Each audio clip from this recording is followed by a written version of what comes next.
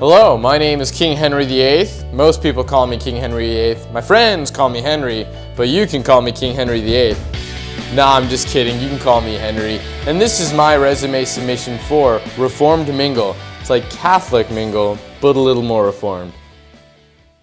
I have been in a few serious relationships, and I want to be very transparent about those relationships. So, I'm going to tell you about those relationships.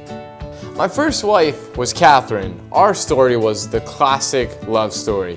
She was betrothed to my brother, but then my brother died shortly after the marriage, so I married her. Classic.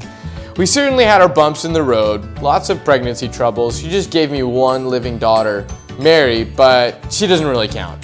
One day I was just seeking the Lord and spending time in Scripture, and I came across Leviticus 20:21, which says, "If a man takes his brother's wife, it is impurity. He has uncovered his brother's nakedness, and they shall be childless." Now, I wouldn't say that I'm superstitious, but I am a little stitious. So naturally, I sought out ways to dissolve our marriage. Now, of course, I had to break apart from the Catholic Church in order to obtain this, but what are you gonna do, you know? My next wife was Anne. I used to write her these love letters. I wrote so many, I forgot them. Oh, one was, "But soft, what light through yonder window breaks? It is the east, and is super fine." She just gave me my daughter, Elizabeth. Again, doesn't really count. To sum up our story, it's simple. Boy meets girl. Boy falls in love with girl. Girl doesn't give boy an heir. Boy loses interest. Boy has girl executed. Just like that. Wife number 3 was Jane Seymour. She was like my first real wife, you know? The other two were like practice runs. She gave me Edward, but tragically she died shortly after. From there, I took a few years off the dating game.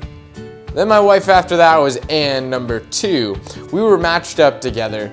She was like eye broccoli, if you know what I mean, just kind of unappealing all around. That marriage was annulled pretty darn quickly.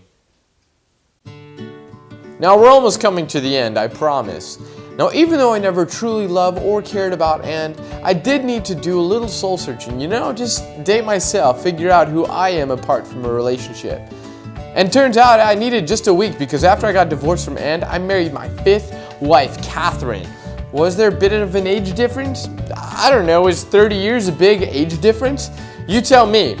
I also found out that she was cheating on me. Let's just say it was not a good time for her to lose her head. Cheating on me was not a way to get ahead in life. I guess you could say she was a little headstrong. She'll never be the head of the kingdom. Nah, I'm just kidding. But I did have her executed. And lastly, my 6th wife was Katherine. She was a bit of a troublemaker. She was interested in Reformed faith and stuff like that. She caused some problems, almost got arrested and executed on charges of heresy. That would have put a damper on the whole marriage thing. She did give birth to my daughter Mary after my death. Oh wait,